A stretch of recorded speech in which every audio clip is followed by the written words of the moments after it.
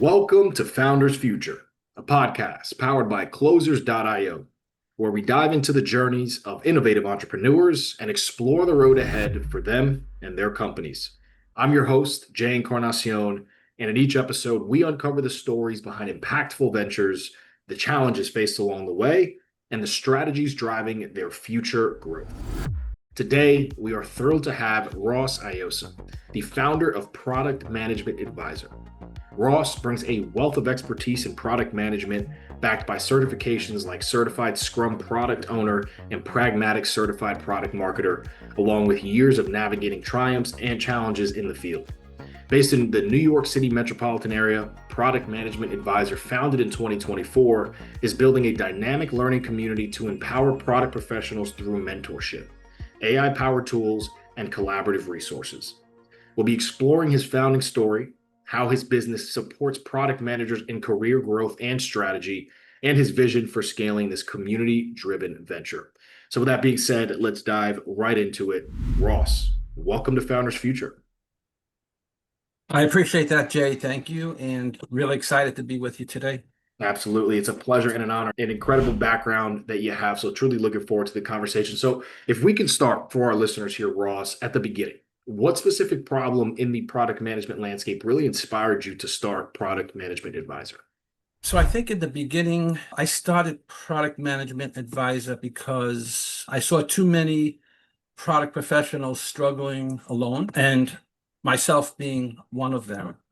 After 25 years of corporate life, I found myself unemployed, looking for work. So I was one of those people. And if it wasn't but for having connections, I'm not sure how I would have managed. So I saw that across the spectrum. During those times, people are confused about next steps. They're overwhelmed by getting advice from every which direction.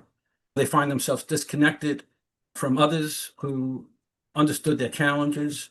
So I wanted to create a platform that wasn't just another content dump, but could be a trusted resource or space where product managers could learn from one another, grow together, and support each other through tools, job help, and mentorship. That's what we put together. We're a new platform. We're live for about 4.5 months. We're still finding some footing, but that was the origin. I love it. I love that. So I definitely want to get into the nuts and bolts of what you're doing, especially being on the newer end. Would love for our listeners to really get an inside look at what you're doing and how you're generating revenue today with Product Management Advisor. So talk us through the core offer here, Ross, exactly what you're laying out. I know you have mentorship sessions, AI tools for career advancement, community membership. So talk us through all of your core offers and who is the ideal client for these offers. The ideal client is the product manager, or really I call it the product professional. It doesn't just have to be a product manager per se. It could be a project manager, program manager, could be a developer, a designer, could be a marketer, could be a customer success manager.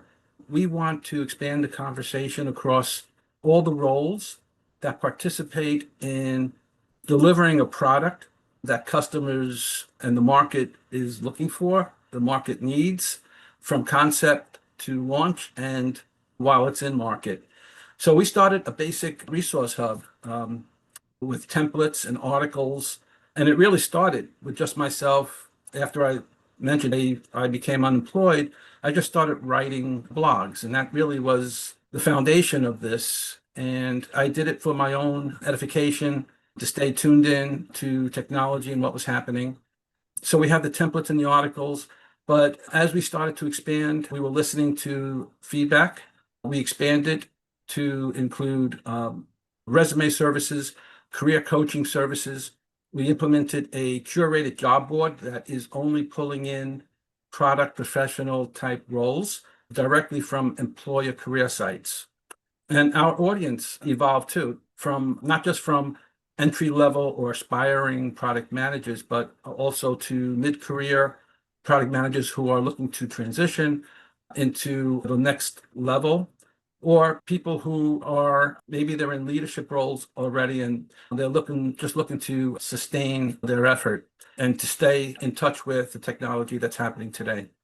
I love it. I love it. So with that, Ross, what can you say is the real focus right now? You have a multitude of services. Which one of the services do you see a lot of your clientele attracting towards, whether it's the career coaching, the community memberships, the mentorship sessions? What are you seeing as far as the offers go that really is bringing in the most for you? So I think the offer, so we're really getting traction into our mentorship and Hmm. our coaching. So I think people, the members that are in our community are looking for the guidance. And depending on what level of guidance they're looking for, what starts out with the mentorship, which is, I would call it a light touch, all the way to coaching services, depending on no matter what level you are at, we have a full range of coaches that really can cover all bases. So depending on what your specific need is, we can align a coach specific to what you're looking to achieve. Incredible. So with that there, I would definitely love to understand a bit more, Ross, of what you're doing around the acquisition side. Obviously, as you mentioned, just getting spun up a few months ago, 4 or 5 months ago, and really hitting the ground running now. So what is working best for you for getting new leads coming in, getting clients coming in? What channels have been most effective, and what challenges are you facing to get predictability and that lead flow?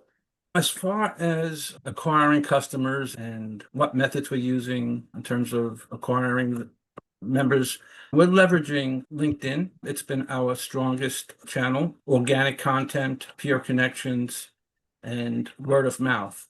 We're also testing email campaigns and referral systems. So we're really, as I mentioned, we're 4.5 months into this. We're establishing our footing. So we're spreading out a little bit to see what works best for the message that we want to deliver. Absolutely. One thing I will bring up is obviously I've worked with so many clients on bringing in consistency and predictability on the lead gen side. A big thing is ads, right? Short form funnel, being able to attract that, have the right messaging. Is that something you guys are thinking about implementing to have more predictability, or are you still seeing how these are going to work out before going down that route? Yeah, I think we're still in a test mode to seeing what works really before we go diving too deep into one area. And really what we're trying to achieve is credibility. I'm a service guy, I'm not a sales guy. We don't pitch hard sales. So we really want to build trust around the community. So when people discover PMA through content or tools, we want them to come and explore the platform. And that often ends up with an upgrade to our pro service. We have a basic tier, which is free, and it really gives new members access to a lot of to the community. So there's all the discussion going on, which they have, but they also have access to mini courses and articles. They have access to the job board. So there's really a lot a basic member can get. But once they explore the community, what we're finding is there's a large percentage of people upgrading to that pro tier, which is one of our sources of revenue, right? The Pro Tier is a subscription service. It opens up more doors inside the community. So that's what we're seeing. I think people, once they come on board, we want them to trust us. They want to know that they are working with a credible platform, and then that leads to them wanting even more, and it opens up the opportunity to upgrade them to pro status, which is a hopefully it's been a strong source of revenue so far, and we want it to continue growing that way. So with that there, what's the mindset on scaling PMA? Is this something that you're really looking to take to that next level, or do you want to just keep it more of a personal and close knit to you? What's the mindset right now, being 4 or 5 months in? How are you approaching that? So we're approaching it slowly. We don't want to bite off more than we can chew. Yeah. We're structured as operational. We're a lean organization. Our technical teams, our designers, and our marketing teams are all contract employees, but we really want to grow slowly through awareness and bandwidth. Many PMs don't know that PMA exists. We have limited hands to scale, so that's why we want to take it slowly. And a lot of what we're doing is through manual processes. So as we grow our membership, we're hoping to build in more automations. Then that should put us into position to scale more easily and also more efficiently. Absolutely. So with that there, who's really taking care of the sales side? I know you mentioned you're not a big salesperson yourself. Are you doing the founder-led sales route, or do you have some salespeople that are helping you on that front? What does that look like? Yeah, it's not too fancy. I mentioned we have a lean organization, so we have a back office, but I personally am responsible for the strategy and engagement. And then I mentioned we contract the other important areas of the platform, which is the development, technical support, the marketing, and the designers are all contract. So really, sales falls to me. And being a service guy, I have to say, it's not my strength, but again, we're building credibility and trust within the community. So with that, is that something that you're looking to urgently fill, being that's not something you feel is one of your strong suits? And obviously, as founders, delegation is key, right? I have so many other founders on the show, and that's a big topic that we discuss is being able to delegate the things that you're not so comfortable with in that founder role. So is that something that you're focused on? I think to me, a couple of bigger bottlenecks right now sound like the predictability on the client acquisition side of things and getting a nice system going where you can have predictable quality leads coming in, and then the sales side, bringing on maybe a setter and a closer to have that side operating smoothly. Is that what it looks like in your mind right now? If not, walk us through that. Yeah, that's something that was on the roadmap. But right now, like I mentioned, my strength as a salesperson is building a product that people are going to trust. Yep. And it's also going to deliver a solution for a problem that they have.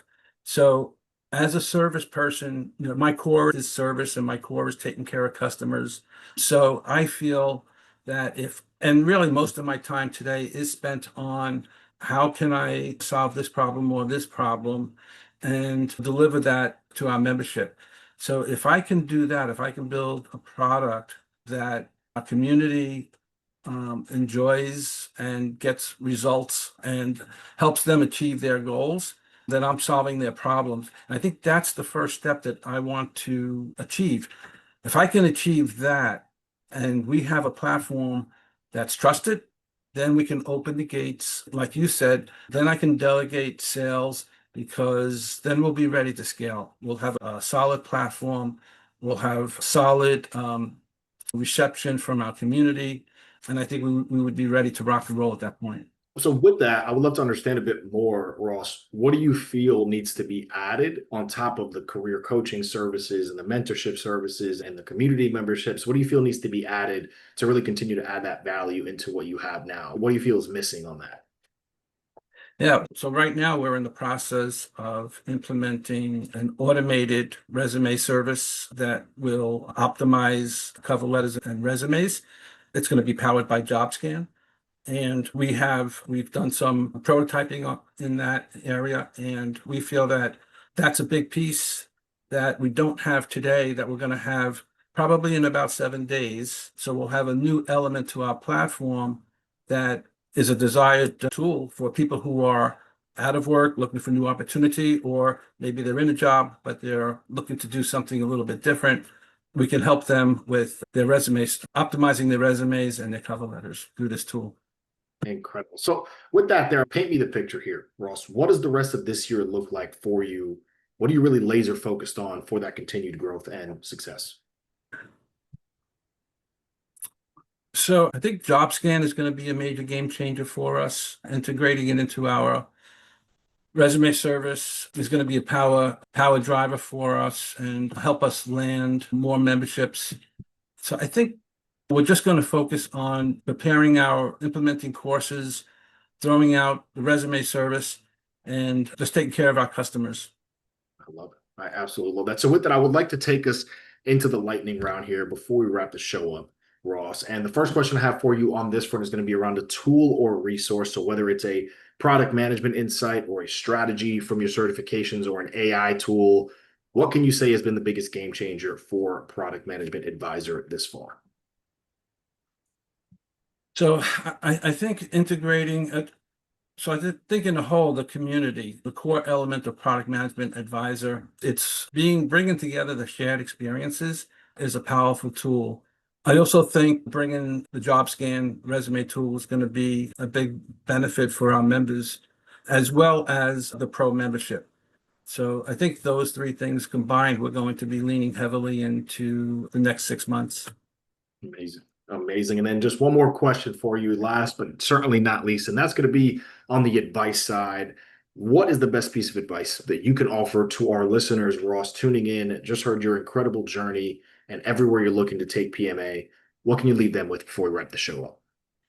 Yeah. So as far as advice, this is based on my own experience. My advice is to start small, stay close to your users, build with purpose, validate fast, and focus on making impact. I think if you listen deeply and work on solving problems, the growth will follow. That's the game plan I'm implementing with PMA. It's been working through the first 4 months. I think we're on the right path. And that would be my advice to other founders who are looking, or maybe they're just starting their own adventure. I love it. I absolutely love that. With that right there, ladies and gentlemen, that is going to wrap up another inspiring episode of Founders Future. And Ross, just want to thank you so much for coming on the show today and sharing your incredible journey and your insights with us. Clear as day that you're going to do some great things with PMA. So truly an honor and a pleasure to have you on the show. And to our listeners, if you enjoyed this episode, don't forget to subscribe to Founders Future wherever you listen to your favorite podcast. And also check out Product Management Advisor at productmanagementadvisor.com for their resources like the AI Resume Optimizer, and follow Ross on LinkedIn at linkedin.com/in/Ross-Aiosa. For more resources and insights, you can visit us here at closers.io, where we are dedicated to helping businesses accelerate their growth. Until then, keep climbing, and we will see you on the next one.